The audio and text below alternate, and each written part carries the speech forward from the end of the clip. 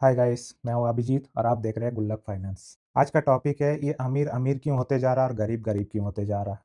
पहले मैं बता दूं, ये जो गरीब मिडिल क्लास अमीर मैं ये कहूँगा, ये उनका वेल्थ या उनका कितने पैसे है उसके अकॉर्डिंग मैं नहीं कह रहा हूँ, उनका माइंडसेट के अकॉर्डिंग कह रहा हूँ। जैसे प्रेमानंद महाराज कहते हैं, जैसा सोचोगे वैसा बन जाओगे। तो जो अमीर है लेकिन अगर वो गरीब जैसा सोचता है तो गरीब बन जाएगा, तो उसको मैं गरीब का कैटेगरी में ही रखता हूँ, भले आज उसके पास पैसा है।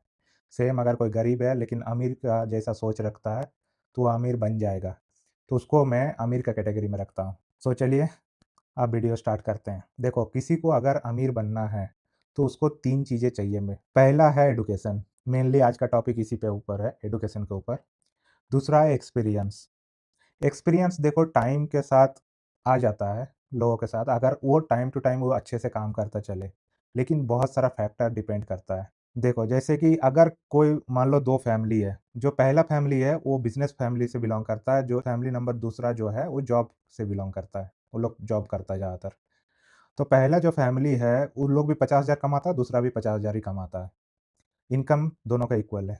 लेकिन पहला फैमिली से जो लड़का निकलेगा या लड़की निकलेगी, उसको अगर बिजनेस करना है तो उसका एक्सपीरियंस कंप्लीटली डिफरेंट होगा दूसरा फैमिली के कंपेयर में। पहला फैमिली को हमेशा उसको बिजनेस के लिए इनकरेज किया जाएगा, वो करा बिजनेस करना चाहता तो उसको गाइड किया जाएगा उस तरह से। लेकिन दूसरे फैमिली को सिर्फ जॉब के लिए इनकरेज किया जाएगा। सो दोनों का फाइनेंशियल कंडीशन सेम होने के बावजूद भी दोनों का घर से जो निकलेगा बिजनेस करने के लिए, दोनों का एक्सपीरियंस बहुत डिफरेंट होने वाला है। और खासकर जो सेकंड फैमिली है उसमें से अगर कोई बिजनेस करने के लिए आ रहा है, उसके लिए मैं कह दूँ, तुम सोचना भी मत कि तुमको कोई हेल्प करेगा बिजनेस के लिए। आप ये मान के चलिए कि आपको कोई हेल्प नहीं करेगा बिजनेस के लिए। आपको जो भी करना है सब कुछ अपने से करना है। इवन हो सकता है आपके घर वाले आपका साथ ना दे तो उनके अगेंस्ट जाके भी आपको करना पड़ सकता है। मैं कोई गलत काम करने के लिए नहीं बोल रहा हूँ घर वालों के अगेंस्ट जाके, लेकिन अगर बिजनेस करना है तो आपको हो सकता है उनके अगेंस्ट जाना पड़े। तो एक्सपीरियंस हर इंसान का डिफरेंट डिफरेंट होगा, डिफरेंट डिफरेंट उनका सर्कमस्टांसेस के अकॉर्डिंग। नंबर थर्ड होता है फंडिंग। फंडिंग देखो, आज के डेट में पहले के कंपेयर में अभी का फंडिंग लेना बहुत ईजी हो चुका है। इनफैक्ट जब जब भी मैं स्टार्टअप का मीटअप में जाता हूँ या एंटरप्रेन्योर का जो भी मीटअप वगैरह होता है, उस सब मीटअप पे ऑलरेडी बहुत सारा वेंचर कैपिटलिस्ट आया हुआ होता है। इवन मैं मज़े की बात बताऊँ, आप वहाँ जाओगे ना तो आप ऐसे ही बैठे रहोगे जैसे ऑडियंस बैठा रहता है। आपके बगल में वेंचर कैपिटलिस्ट बैठा होगा, जो वो ढूँढ रहा है कि कोई स्टार्टअप में मैं फंड कर सकूँ। तो वो आपसे बात करेगा, आपके बारे में जानने का कोशिश करेगा। अगर आपका स्टार्टअप में दम है ना, तो उसी टाइम वो आपको जज कर लेगा। आपको नहीं पता चलेगा कि वो एक इन्वेस्टर है, लेकिन वो आपको जज कर लेगा। और अगर आपको बातों में दम लगा, आप में दम लगा, आपका स्टार्टअप आइडिया उतना ज़बरदस्त है या आप जो काम कर रहे हो अभी तक आप अच्छा काम कर रहे हो, तो वो उसी टाइम आपको नोट कर लेगा और बाद में वो जाके कॉन्टैक्ट करेगा आपसे। फिर आपका पूरा बिज़नेस का ड्यू डिलिजेंस करेगा, उसके बाद वो फंडिंग कर देगा। तो बेसिकली फंडिंग तो पहले के कंपेयर में ईज़ी है आज के डेट में। बाकी जो 2 पार्ट है, एक्सपीरियंस सबसे डिफ़िकल्ट पार्ट है, और आते हैं आज का टॉपिक का मेन एडुकेशन वाला पार्ट में। एडुकेशन वाला पार्ट सबसे इम्पोर्टेंट पार्ट है, और ये आप 2 दिन, 4 दिन या कहीं क्लास करके ये चीज़ें हम डेवलप नहीं कर सकते। जैसे कि देखो, मैं कुछ पॉइंट में एक्सप्लेन करता हूँ कि एडुकेशन वाला कैसे आप अपने अंदर डेवलप कर सकते हो, या कुछ चीज़ें जो है जो अमीर कर रहा लेकिन गरीब नहीं कर रहा या मिडिल क्लास नहीं कर रहा। पहले आप एक ये चार्ट देखो, ये 200 साल का चार्ट है। ये वर्ल्ड इनइक्वालिटी इंडेक्स से निकालते हैं, उस वेबसाइट से लिया गया ये चार्ट है। ये लगभग हर कंट्री को कवर करते हैं। तो इस चार्ट में आप अगर देखोगे, जो ब्लू लाइन है टॉप में, ये टॉप का वर्ल्ड का रिचेस्ट 10% लोगों का ये ग्राफ है। और बॉटम में जो है वो बॉटम 50% लोगों का ग्राफ है।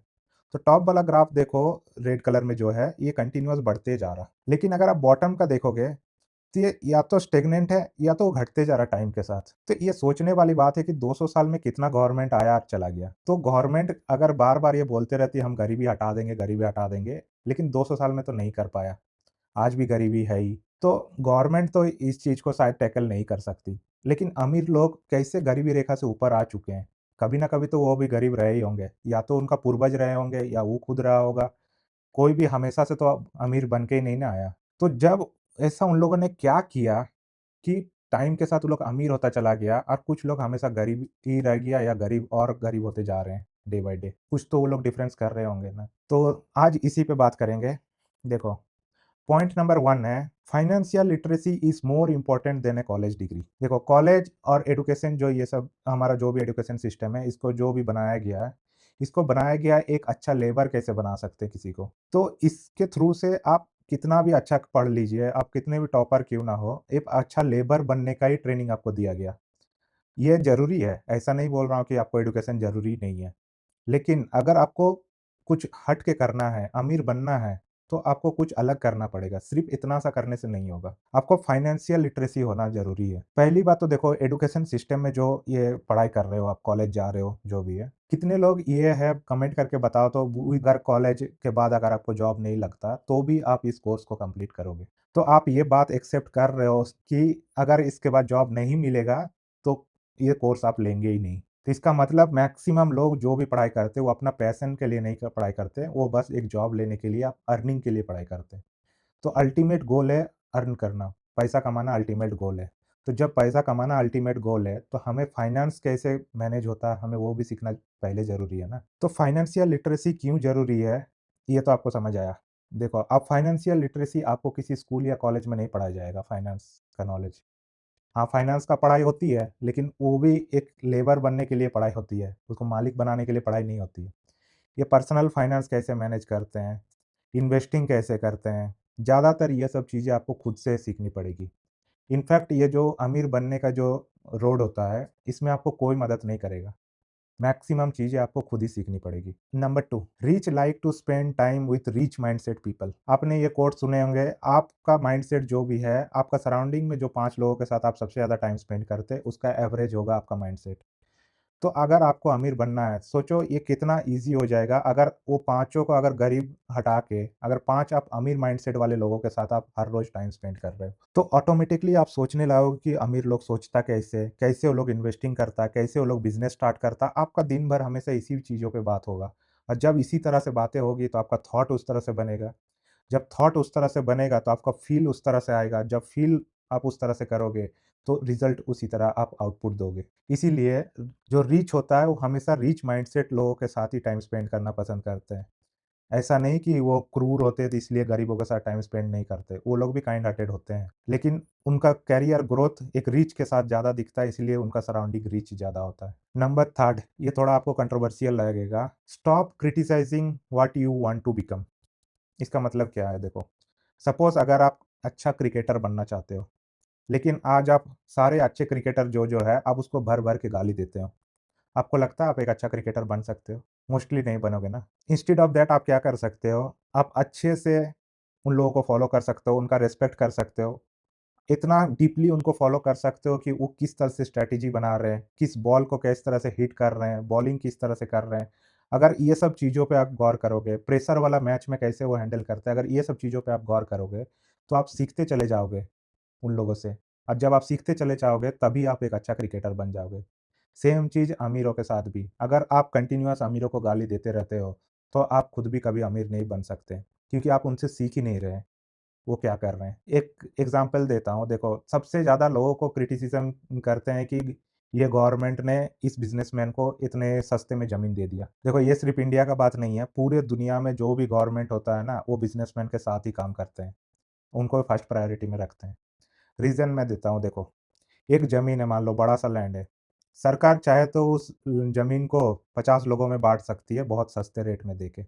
लेकिन अगर वो 50 लोग गरीब है, तो वो लोग क्या करेगा? ज़्यादा से ज़्यादा वहाँ एक घर बनाएगा, उसमें खुद रहेगा या तो 10 लोगों को और रखेगा अपना रिलेटिव को, बहुत हुआ तो उसने 2-4 कमरा एक्स्ट्रा बना के उसको रेंट पे चढ़ा देगा। इससे इंडिया का जीडीपी में कितना ग्रोथ हुआ? क्या कंट्रीब्यूशन हुआ? इंस्टेड ऑफ दैट वो 50 लोगों को वो ज़मीन देने की बजाय उसने क्या किया, एक इंडस्ट्रियलिस्ट को दे दिया, सस्ते में वो ज़मीन। अब वो क्या करेगा, वो एक फैक्ट्री डालेगा। जैसे वो फैक्ट्री डालता है, उसमें अगर 10,000 लोग काम करता है, तो 10,000 लोगों का घर में एम्प्लॉयमेंट आया। सरकार वो 10,000 लोगों को जॉब नहीं दे सकती, लेकिन वो बिज़नेसमैन दे सकता है। जब वो 10,000 लोगों का एम्प्लॉयमेंट हुआ, तो वो कोई प्रोडक्ट बना रहे हैं, जो जीडीपी में कंट्रीब्यूट होगा। वो फॉरेन में एक्सपोर्ट होगा, तो उसमें फॉरेन से डॉलर आएँगे, तो इंडिया का करेंसी मजबूत होगा उससे।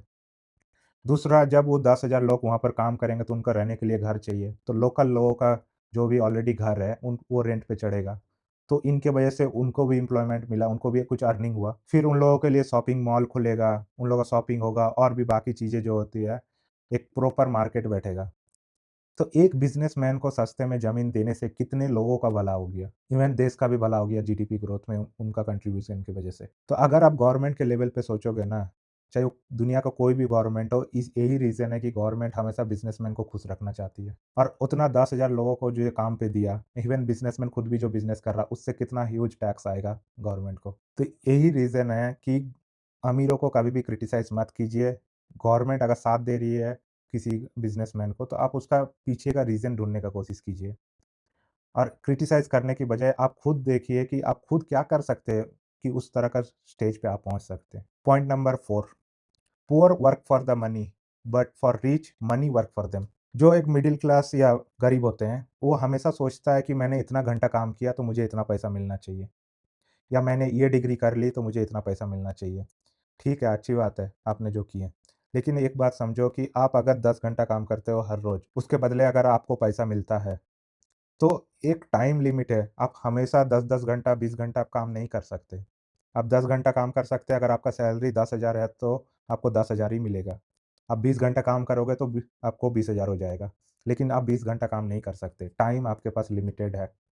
इवन ऐज वाइज़ भी एक ऐज के बाद आप काम नहीं कर सकते, उस दर से भी टाइम आपका लिमिटेड है। तो आपको कुछ ऐसा तरीका निकालना ही पड़ेगा जिससे आप काम नहीं कर रहे तब भी आप पैसा कमा रहे हो। हाँ, मिडल क्लास में ये बोली बहुत फ़ेमस है कि वो कामचोर इंसान कहा जाता है इसे, जो बैठे-बैठे खाता है। वो कामचोर नहीं होता है, वो स्मार्ट होता है ये। सेम जगह पे अगर कोई अमीर है, तो वो बस बैठ के डिसीज़न लेता है और वो पैसे को इन्वेस्ट करता है, चाहे वो खुद का बिज़नेस हो, दूसरों का बिज़नेस हो, जैसे स्टॉक मार्केट वगैरह में, या डायरेक्ट किसी स्टार्टअप पे इन्वेस्ट कर रहा है, या जो भी कर रहा है, उससे उसको खुद काम नहीं करना पड़ता है। उसका जो इन्वेस्ट किया हुआ चीज़ है, वहाँ से वो पैसा कमा रहा, तो उसको खुद को प्रेज़ेंट रहने की ज़रूरत नहीं है। अगर उसका खुद का भी बिज़नेस चल रहा और 1 महीने के लिए वो छुट्टी पे है, तो उसका बिज़नेस इस तरह से चल रहा है कि कोई न कोई उसको हैंडल कर रहा है।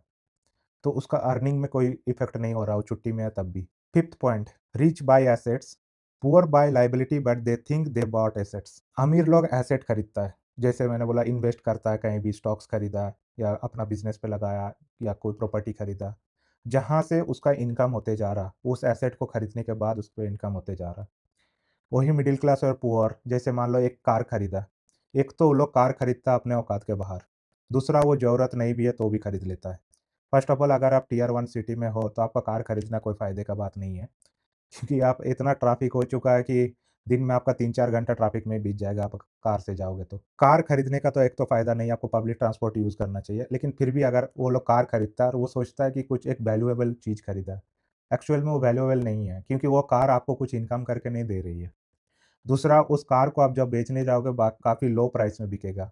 सेम चीज़ अगर अमीर को देखो, वो जो प्रॉपर्टी पहले वो खरीदा, उस प्रॉपर्टी को रेंट पे चढ़ाया जिससे उसका मंथली पैसा आ रहा। नेक्स्ट जब वो प्रॉपर्टी को बेचेगा, जिसने में खरीदा था उससे काफ़ी हाई प्राइस में वो बेचेगा, तो उससे उसका पैसा बनते जा रहा। सेम जो ये बंदा है, उससे उसका पैसा घटते चला जा रहा। सेम चीज़ अगर आप घर पे देखोगे, सपोज़ आपके पास 10 करोड़ रुपया है और आपने 6-7 करोड़ का आराम से एक बड़ा आलीशान घर बना लिए। लेकिन आप लोग रहते हो 4 लोग घर पे। एक 4 लोगों के लिए एक आलीशान घर का क्या ज़रूरत है? इंस्टीड ऑफ दैट आप 1 करोड़ लगा के एक 4 कमरा अच्छा-सा घर बना लेते, उतना ही इनफ था, और बाकी का 9 करोड़ आप अगर इन्वेस्ट करके रखते कहीं पे, तो आपको कभी ये डर नहीं होगा कि आपका जॉब चला जाएगा या कुछ बिज़नेस अगर छोटा-मोटा है तो वो डूब जाएगा, आपको वो डर नहीं लगेगा। क्योंकि आपके पास इतना बैकअप है कि आप बहुत हाई रिस्क ले सकते हो, और जब आप हाई रिस्क लोगे तभी हाई रिटर्न कमाओगे। वही रिच जो होता है, वो कमाता इतना है, बट खर्चा इतना सा ही करता है। लोग आप देखते होंगे वो भी 2 करोड़ का गाड़ी से चल रहा, 3 करोड़ का गाड़ी से चल रहा, या किसी का शादी में 100-100 करोड़ खर्चा कर दे रहा। लेकिन अगर देखोगे तो उसका इनकम का बहुत छोटा-सा पोर्शन ही वो होता है। लेकिन वही अगर मिडल क्लास होता है ना, वो ज़िंदगी भर का आधा कमाई एक शादी में भी खर्च कर देता है। ये डिफरेंस माइंडसेट होता है एक अमीर का और एक गरीब का। पॉइंट नंबर 6, देखो जो अमीर होता है ना, वो रिस्क को समझता है और बहुत एग्रेसिवली उस रिस्क को टैकल करके वो डिसीज़न लेता है। वही जो पुअर माइंडसेट का होता है ना, वो रिस्क लेना ही नहीं चाहता और वो हमेशा डिफेंसिव खेलता है। ये चीज़ देखो, किसी भी चीज़ पे अगर आप अपने आप को सिर्फ़ बचाने का कोशिश कर रहे हो ना, तो आप कभी जीत नहीं सकते। क्योंकि आपका टारगेट जीतना है ही नहीं, आपका टारगेट हमेशा बचा के रखना खुद को। तो बहुत हुआ तो मैक्सिमम आप खुद को बचा लोगे, लेकिन कभी आप अगर फेल हो जाते हो तो आप नहीं बचा पाओगे खुद को भी। इसलिए डिफेंसिव बहुत डेंजरस है।